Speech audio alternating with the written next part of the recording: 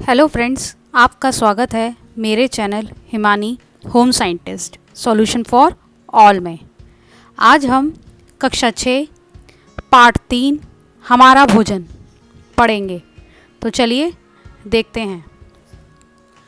हमारा शरीर जन्म से लेकर कुछ वर्षों तक निरंतर बढ़ता रहता है। शरीर के भिन्न भिन्न अंगों को बनाने तथा उनकी वृद्धि के लिए जिन जिन तत्वों की आवश्यकता होती है उनकी प्राप्ति हमें भोजन से ही होती है। इसलिए भोजन हमारे शरीर के लिए बहुत आवश्यक है। अब देखते हैं भोजन के कार्य। भोजन हमारे शरीर में एक ईंधन की तरह यानी कि फ्यूल की तरह जलकर गर्मी उत्पन्न करता है, ताप उत्पन्न करता है। यानी कि भोजन हमारे शरीर में ईंधन की भांति जलकर ताप उत्पन्न करता है।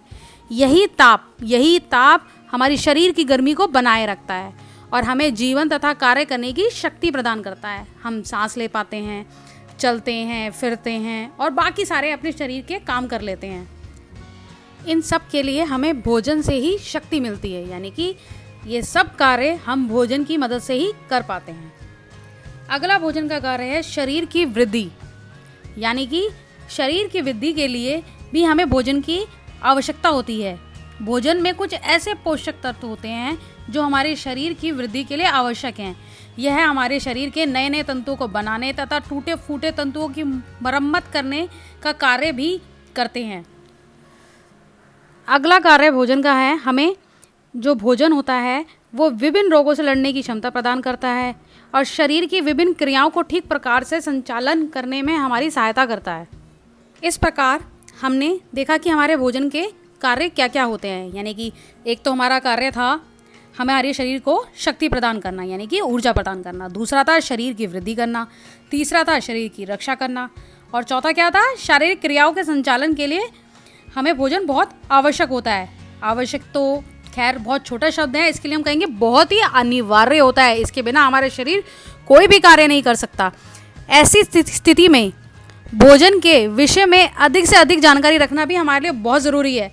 अगर हमें भोजन के बारे में अधिक जानकारी नहीं होगी तो हम इसके अभाव में क्या होगा? हम स्वस्थ नहीं रह पाएंगे। स्वस्थ नहीं रह पाएंगे तो हम जल्दी जल्दी बीमार होएंगे। हम पौष्टिक भोजन नहीं खाएंगे तो क्या होगा? हमारे शरीर का जो कार्य है वो सुचारू रूप से नहीं होगा या हमारे शरीर की वृद्धि सुचारू रूप से नहीं होगी और हमें बहुत सारी बीमारियों से लड़ना पड़ेगा। तो इसके लिए ये आवश्यक है कि हमें भोजन के बारे में पूरी जानकारी होनी चाहिए। हर पोषक तत्व के बारे में हमें पता होना चाहिए। कौन से पोषक तत्व से हमें क्या मिलता है और भोजन का हमारे शरीर पर क्या प्रभाव पड़ेगा किसी भोजन को खाने का। तो चलिए आगे देखते हैं भोजन के तत्व। हमने पहले पढ़ा अभी कि भोजन के बहुत से कार्य होते हैं। तो इन सब कार्यों के लिए हमें अलग अलग प्रकार के भोजन की आवश्यकता होती है। प्रतिदिन हम एक ही भोजन नहीं करेंगे। एक ही भोजन करेंगे तो हमारे शरीर में सिर्फ एक ही कार्य होगा। तो यानी कि सारे कार्यों को पूर्णता करने के लिए, यानी कि अपने शरीर को सुचारू रूप से चलाने के लिए हमें सभी भोज्य पदार्थ की आवश्यकता होती है। यानी कि भिन्न भिन्न भोज्य पदार्थों को हमें अपने भोजन में सम्मिलित करना चाहिए। जैसे कि अगर हम एक ही भोजन करेंगे तो हमारे शरीर के सारे कार्य नहीं होंगे। उदाहरणतः हम दूध और दूध से बने पदार्थ खाते हैं तो हमारे शरीर में नए तंतुओं का निर्माण होगा ओनली, और जिससे हमारे शरीर में क्या होगा? वृद्धि होती है। अगर हम अनाज, आलू, शकरकंदी या वसा आदि वाली कोई चीज़ें खाते हैं तो इससे क्या होगा? हमारे शरीर को कार्य करने के लिए शक्ति मिलेगी, ऊर्जा मिलेगी। इसके अलावा और कुछ नहीं मिलेगा। और अगर हम दांतों व हड्डियों को मजबूत बनाने के लिए तथा शरीर को विभिन्न रोगों से बचाने के लिए हम कुछ भोजन में अपने सम्मिलित करना चाहते हैं तो उसके लिए हमें क्या सम्मिलित करना पड़ेगा? सब्जी या फलों को। इससे हमारे जो शरीर के दांत हैं, हड्डियाँ हैं, हाँ, ये सब हमारे शरीर को मजबूत बनाते हैं और हमें विभिन्न रोगों से लड़ने की शक्ति प्रदान करते हैं। तो इस प्रकार हमने देखा कि हमारे शरीर के निर्माण के लिए, उसके कार्य करने की क्षमता को बनाए रखने के लिए हमें भिन्न भिन्न भोज्य पदार्थों की आवश्यकता होती है जिन्हें हमें अपने भोजन में शामिल करना चाहिए। तो विभिन्न भोज्य पदार्थों को सही मात्रा में सेवन करना भी बहुत आवश्यक है। हमें उन सभी तत्वों की प्राप्ति होनी चाहिए जो हमारे शरीर को स्वस्थ रखते हैं। तो इसके लिए यह आवश्यक है कि हम सभी पोषक तत्वों को अपने भोजन में सम्मिलित करें। और अब देखते हैं चलिए कि भोजन में पाए जाने वाले पोषक तत्व कौन कौन से होते हैं। पहला तो होता है प्रोटीन, दूसरा वसा, तीसरा कार्बोज, चौथा विटामिन में विटामिन ए आता है, विटामिन बी आता है, विटामिन सी आता है, विटामिन डी आता है, विटामिन ई आता है, विटामिन के आता है, और इसके अलावा होते हैं खनिज लवण। खनिज लवणों में आते हैं कैल्शियम, लोहा, नमक इत्यादि। और अगला है जल। तो चलिए अब इनको थोड़ा सा हम डिटेल में देखते हैं। अब आपके सामने देखिए एक टेबल आ रही है जिसमें आपको सभी पोषक तत्वों के बारे में बताया गया है। हर पोषक तत्व के बारे में आपको 3 बातें बताई गई हैं कि उसका साधन यानी कि वह हमें किससे प्राप्त होते हैं, दूसरा उसका क्या कार्य है, और तीसरा अगर उसकी कमी हो जाएगी तो उससे क्या हानि होएगी। तो चलिए सबसे पहले हम देखते हैं प्रोटीन। प्रोटीन जो है हमें दूध व दूध से बने पदार्थों से मिलता है, और इसके अलावा दालों से, सोयाबीन से, मछली से, मांस से, अंडे से भी मिलता है। प्रोटीन का कार्य क्या होता है? शरीर के तंतुओं का निर्माण करना, उसे बनाना या बढ़ाना व उनकी मरम्मत करना। अगर हमारे शरीर में प्रोटीन की कमी हो जाएगी तो क्या होगा? विकास की गति रुक जाएगी, यानी कि शरीर अस्वस्थ होने लग जाएगा। दूसरा पोषक तत्व है वसा। वसा जो है हमें मक्खन से, सूखे मेवे से, तेल से, घी इत्यादि से मिलता है। वसा का कार्य हमें गर्मी और शक्ति प्रदान करना है। अगर वसा की कमी हमारे शरीर में हो जाएगी तो हमारा शरीर शुष्क हो जाएगा, यानी कि रूखा रूखा सा हो जाएगा। तीसरा है कार्बोज। कार्बोज हमें अनाज से, दालों से, गन्ने से, चीनी से, चुकंदर से, आलू इत्यादि से मिलता है। इसका कार्य है हमें गर्मी और शक्ति प्रदान करना। अगर कार्बोज की कमी हो जाएगी हमारे शरीर में तो हमारा शरीर थका हुआ महसूस करेगा या दुर्बल महसूस करता है। नेक्स्ट है विटामिन। अब विटामिन में बहुत सारे पार्ट्स हैं, vitamin A, B, C, D, E. तो हम इन सबको एक एक करके देखेंगे। तो सबसे पहले हम देखते हैं विटामिन ए। विटामिन ए हमें दूध, दही, अंडा, हरी सब्जियां, गाजर, पपीते, आम से मिलता है। इसका कार्य है नेत्रों में प्रकाश प्राप्त करने में सहायता देता है, शरीर की वृद्धि में सहायक होता है, त्वचा को स्वस्थ रखता है। अगर इसकी कमी हो जाएगी तो क्या होगा? आँखें हमारी सूखी हो जाएंगी, रतौंधी होने का चांसेस रहते हैं, यानी कि रतौंधी यानी कि रात को साफ नहीं दिखाई देता है। आँखों पर सफ़ेद या मटमैले धब्बे हो जाते हैं आँखों के ऊपर, जिससे अंधापन तक हो सकता है। दूसरा त्वचा के रोग हो सकते हैं। त्वचा के रोग यानी कि त्वचा शुष्क हो जाना, रूखी रूखी सी त्वचा आ जाती है ना, खुदरी खुदरी सी, वैसी हो जाएगी। आँख, नाक, गले के रोग हो जाने के कारण भी विटामिन ए की कमी ही होता है। अब इसमें अगला जो हम देखेंगे वह है विटामिन बी। विटामिन बी हमें अनाज, अंकुरित दालों से, चने से, दूध से, पनीर से, अंडों से, सूखे मेवों से, मूंगफली से, हरी सब्जियों से प्राप्त होता है। विटामिन बी का कार्य है हमारे शरीर की पाचन शक्ति में वृद्धि करना, यानी कि हमारे शरीर में जो हमने खाना खाया वो हमारा सुचारू रूप से पच सके, इसके लिए विटामिन बी आवश्यक होता है। और हृदय संबंधी रोगों से भी हमारी रक्षा करता है विटामिन बी। इसकी कमी से क्या कौन से रोग हो सकते हैं? इसकी कमी से हमें भूख कम लगने की बीमारी हो सकती है, बेरी नामक रोग भी होने के चांसेस होते हैं, फटे होंठ व होठों के कोने के फटना भी इसी का कारण है कमी होने का, और फटी हुई जीभ भी हमारी कटी कटी सी हो जाती है, फटी फटी सी, यह भी हमारे विटामिन बी की कमी के कारण होता है। अब अगला हम देखते हैं विटामिन सी। विटामिन सी हमें टमाटर से, आंवला से, अंकुरित अनाज व दालों से, अमरूद से, संतरे से, हरी सब्जियों से प्राप्त होता है। विटामिन सी का कार्य है हमारे मसूड़ों को स्वस्थ रखना, दांतों का विकास करना, और तीसरा है घावों को भरने में हमारे सहायक होता है, यानी कि हमें कभी चोट लग जाए तो हमारे घाव जल्दी भर जाते हैं अगर विटामिन सी हमारे शरीर में भरपूर मात्रा में होगा। अब इसकी कमी से क्या होगा? सबसे पहले तो स्कर्वी नामक रोग होगा। दूसरा, मसूड़ों से रक्त बहने की बीमारी हो सकती है, यानी कि जब भी कुछ खाएं तो हमारे मसूड़ों से खून बहने लगता है। और तीसरा, हमारे घाव जो होते हैं, हमारी चोट जो होती है वो जल्दी ठीक नहीं होती, उसको ठीक होने में समय लगता है अगर हमें विटामिन सी की कमी हो जाए तो। इसी में आखिरी है विटामिन डी। विटामिन डी हमें सूर्य की किरणों से मिलता है, या मछली के तेल से मिलता है, दूध, अंडों का जो पीला भाग होता है उससे मिलता है, या फिर जिगर से मिलता है। अब इसका कार्य होता है विटामिन डी का हमारे दांतों व हड्डियों को मजबूत रखना, और दूसरा कार्य क्या है इसका, चूना व फास्फोरस को शरीर में शोषण करने में सहायक होता है, यानी कि उसको पचाने में हमारे शरीर में सहायक होता है। इसकी कमी से बच्चों को रिकेट्स नामक हड्डियों का रोग होने के चांसेस होते हैं और स्त्रियों को मृदुलासित नामक रोग होने के चांसेस होते हैं। अब हम देखेंगे खनिज लवण। खनिज लवण में देखेंगे कैल्शियम अथवा चूना। यह हमें दूध, दही, हरी सब्जियां, मछली, सेब इत्यादि से प्राप्त होता है। इसका कार्य होता है दांतों व हड्डियों के निर्माण में सहायता प्रदान करना। दूसरा होता है इसका कार्य रक्त में जमने की शक्ति पैदा करना।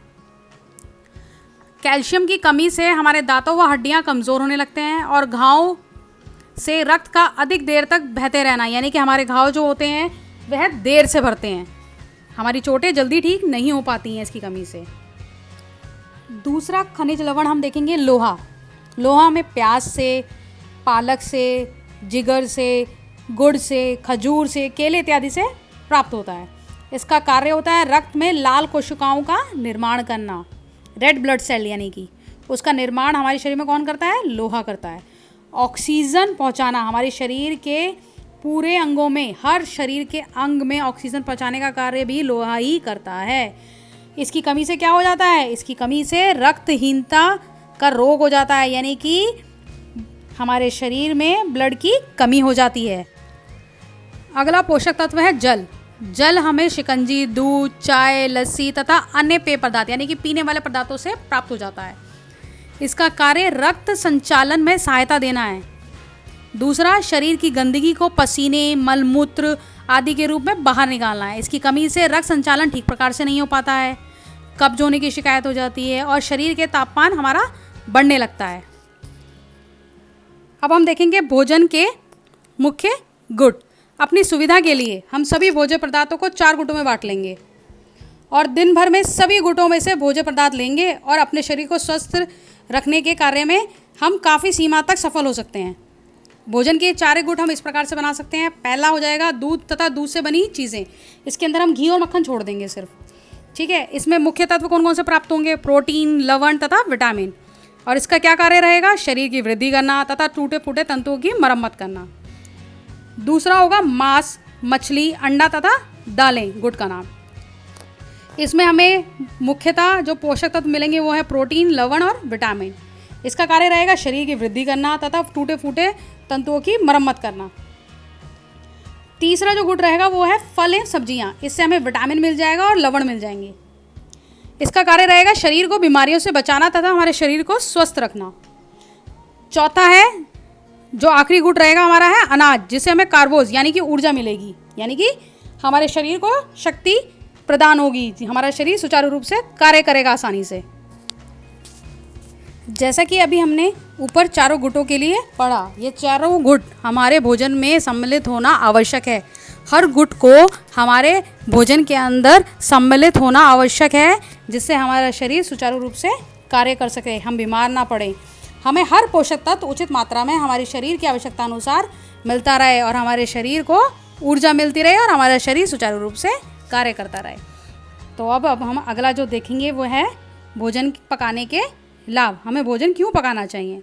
भोजन पकाने के निम्नलिखित लाभ हैं। सबसे पहला कि भोजन पकाने से कैसा लगता है, स्वादिष्ट लगता है, बहुत टेस्टी लगता है और भोजन सरलता से पच जाता है, यानी कि डाइजेस्ट बहुत इजीली हो जाता है, उसको पचाने में हमें दिक्कत नहीं होती है।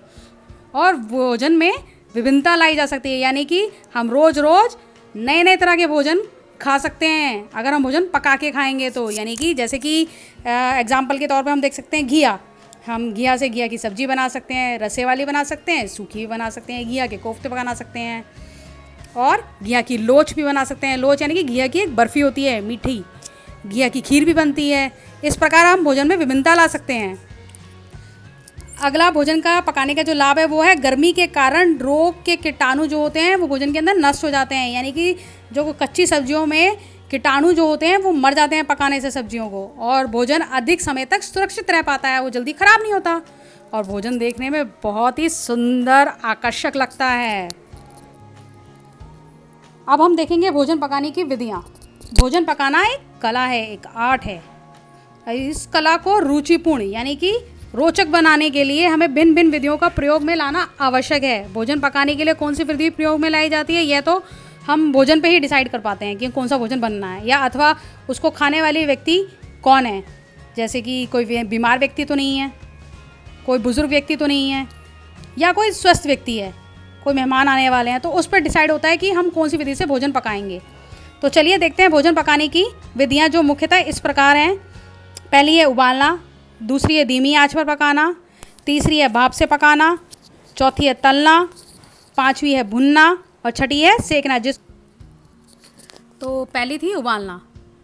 इसका जो माध्यम रहता है वो पानी रहता है, यानी कि हम कोई भी सब्जी को पानी के साथ उबालते हैं। इसके लिए हमें भगोनी या डेगची की आवश्यकता होती है, जिसमें हम थोड़ा सा पानी डालते हैं, जिसमें वो हमारे खाद्य पदार्थ पक जाए। जैसे कि चावल, दाल, मटर, गोभी, मांस, मछली इत्यादि हम इसके अंदर पका सकते हैं आसानी से, और ये भोजन हमें पचाने में बहुत ही सरल होता है, शीघ्रता से पच जाता है। दूसरी विधि है धीमी आंच पर पकाना। इसमें क्या करते हैं, थोड़े से पानी में हम भोजन पदार्थ को लेते हैं और हल्की आंच पर धीरे धीरे मंदा मंदा पकाते हैं। इसमें क्या करते हैं, हम सब्जियों के छोटे छोटे टुकड़े कर कर उस बर्तन के अंदर डाल देते हैं, जिसमें हमने थोड़ा सा पानी लिया है, जो हमने आंच पे रखा है, और मंदा मंदा समय के साथ धीरे धीरे वो पकता रहता है। इसमें हम फल, सब्जियां, मांस इत्यादि पका सकते हैं। यह भोजन भी शीघ्र पच जाता है और बहुत ही पौष्टिक बनता है। इसमें कोई भी पोषक तत्व हमारे भोजन का नष्ट नहीं होता है। तीसरा है भाप से पकाना। भाप के द्वारा पकाने की भी 3 विधियाँ हैं, जिसमें हम पहले ही कह सकते हैं प्रत्यक्ष रूप से जो भाप के संपर्क में आ जाए। जैसे कि एक पतीला लिया, उसमें पानी उबालकर भाप से पकाया जाता है। जैसे कि एक बड़ा पतीला, पतीले के अंदर थोड़ा सा पानी, और फिर उसमें एक छोटा सा पतीला रख दिया सब्जी डालकर जो हमें पकानी है, और उसको किसी एल्युमिनियम फॉइल से या कपड़े से ढक देते हैं, जिससे पानी उसके अंदर ना जाए, और फिर ऊपर से बड़ा जो भगोना था उसको ढक दिया जाता है, जिससे वो भाप के अंदर पकता रहे, यानी कि डबल बॉयलर की तरह। पहली विधि तो ये हो जाएगी। और दूसरी हो जाती है प्रत्यक्ष रूप से संपर्क में आ जाए। जैसे कि एक भगोना लिया, उसके अंदर थोड़ा सा पानी डाला और कोई छन्नी रख दी, कपड़ा रख दिया, बांध दिया भगोने के मुंह पे, और उसके ऊपर सब्जियां रख के हम पकाएं भाप के द्वारा। और तीसरी है हमारी भाप के दबाव द्वारा पकाना, यानी कि जब हम भाप को एक दबाव दे दें, यानी कि जैसे कि प्रेशर कुकर के अंदर। प्रेशर कुकर में क्या होता है, भाप अंदर अंदर बंद हो जाती है और एकदम सीटी के तहत वो हमारा भोजन पका देती है। इसमें भोजन बहुत जल्दी पक जाता है, और इन तीनों विधियों में भी भोजन बहुत ही पौष्टिक बनता है और आसानी से पच भी जाता है, कोई दिक्कत नहीं होती है। तीसरा है तलना, यानी कि घी या तेल में तली हुई विधि। इसमें एक होता है कि कम तला हुआ और ज़्यादा तला हुआ, दोनों ही विधियाँ ठीक होती हैं। कम तले हुए में हम पराठा बना लेते हैं, कटलेट बना लेते हैं, और ज़्यादा जो गहरी तली हुई चीज़ें होती है उसमें क्या होता है, पूरी, कचौड़ी, पकौड़े इत्यादि। ये बहुत ही स्वादिष्ट लगता है ये भोजन खाने में। हमारे सेहत के लिए तो हेल्दी नहीं होता, लेकिन स्वादिष्ट बहुत होता है। अगली थी हमारी भूनना। इसमें क्या करते हैं, हम आग पर बिना पानी के या चिकनाई के भूनते हैं। इसमें 2 विधियाँ हो सकती हैं जो प्रयोग में आती हैं। वो दहकती आग पर हल्की आंच या गरम रेत में डालकर तंदूर में रखकर पकाना, जैसे तंदूरी रोटी बनती है, शकरकंदी, आलू पकाए जाते हैं, ऐसे रेते में पकाए जाते हैं, पॉपकॉर्न पकाए जाते हैं रेते में। या फिर किसी बर्तन में थोड़ी सी रेत डालकर भूनने के लिए खाद्य पदार्थ बढ़िया किस्म का तथा छोटे छोटे टुकड़ों में कटा हुआ करके भी पकाया जाता है, जैसे कि चने, मकई इत्यादि। भुना हुआ जो भोजन होता है वो बहुत ही हल्का होता है और बहुत जल्दी पच जाता है, और खाने में भी बहुत टेस्टी होता है। आखिरी था सेकना, यानी कि भट्टी में शुष्क वायु में पकाना। जैसे कि हम नॉर्मली हम घर पे तो गैस के ऊपर रोटी सेकते ही हैं, डायरेक्ट जिसे सेकना कहते हैं हम, या फिर हम क्या सेकते हैं, बैंगन सेकते हैं अपने घर पर गैस के ऊपर। तो ये कुछ विधियाँ हैं, ये भी भोजन को स्वादिष्ट बनाती हैं और आसानी से पचने वाली होती हैं ये सारी चीज़ें, इससे कोई दिक्कत नहीं होती इसे पचाने में। अब इस पार्ट के अंदर हम देखेंगे पेय पदार्थ, यानी कि पीने वाले पदार्थ। शरीर के लिए भी ये भी उतने ही आवश्यक होते हैं जितना कोई भोजन। पानी जो होता है हमारे शरीर की प्यास को बुझाता है, हमारे भोजन को पचने में सहायता देता है और खून के दौरों को ठीक रखता है, यानी कि हमारे खून का जो दौरा है हमारे शरीर के अंदर वो सही रहता है और हमारे शरीर की गंदगी को बाहर निकालता है। यह सब कार्य कौन करता है, पानी। यानी कि पानी भी हमारे शरीर के लिए उतना ही आवश्यक है जितना कि भोजन। शरीर का जो हमारा 3/4 भाग है वो पानी से बना हुआ है, क्या आप जानते हैं? यह न केवल पानी से ही पूरा होता है बल्कि कुछ ऐसे पदार्थ लेने से भी जिनमें कुछ मात्रा में पानी होता है, जैसे कि लस्सी, शरबत, शिकंजी, चाय आदि, इन सब से भी इनकी पूर्ति हो जाती है, पानी की पूर्ति हो जाती है हमारे शरीर की। ये सभी चीज़ें हमारे पीने के सभी पदार्थ हमारे पेय पदार्थों में आते हैं। पेय पदार्थ जो होते हैं हमारे मुख्यतः हम लोग 2 भागों में विभाजित कर सकते हैं। एक तो गर्म पेय पदार्थ जैसे कि चाय, कॉफ़ी, कोको इत्यादि जो हमारे घर में सब लेते हैं। सूप के तौर पे भी पानी लिया जाता है, आपको पता होगा। और दूसरा है हमारे ठंडे पेय पदार्थ। ठंडे पेय पदार्थ में तो बहुत सारे पेय पदार्थ आ जाते हैं, जैसे कि लस्सी, ठंडाई, शरबत, जलजीरा, इमली का पानी, शिकंजी, कैंपा कोला, ऑरेंज, रिमझिम, फैंटा, लिम्का, सोडा, ताज़े फलों का रस, सब्जियों का रस और बाज़ार में उपलब्ध संरक्षित फलों का रस जैसे माजा, रसिका, फ्रूटी आदि, ये सब हमारे ठंडे पेय पदार्थों में आता है। पेय पदार्थ बनाते तथा परोसते समय कुछ बातों का हमें ध्यान रखना चाहिए। पीने की चीज़ों का प्रयोग करते समय उनकी स्वच्छता का विशेष ध्यान रखना चाहिए। बाज़ार में शरबत, लस्सी आदि बनाने में इतनी सफाई नहीं होती कि जितनी हम घर में रख सकते हैं, तो इसलिए कोशिश करें कि इन पेय पदार्थों को हम घर में बनाकर पिएं। पेय पदार्थ बनने में एकदम बाद ही पीने चाहिए, जैसे बनाया तो तुरंत पी लेने चाहिए, देर नहीं करनी चाहिए, इन्हें उठा के नहीं रखना चाहिए, जिससे उनकी खुशबू या ताज़ापन बना रहे और वो बासी ना हो।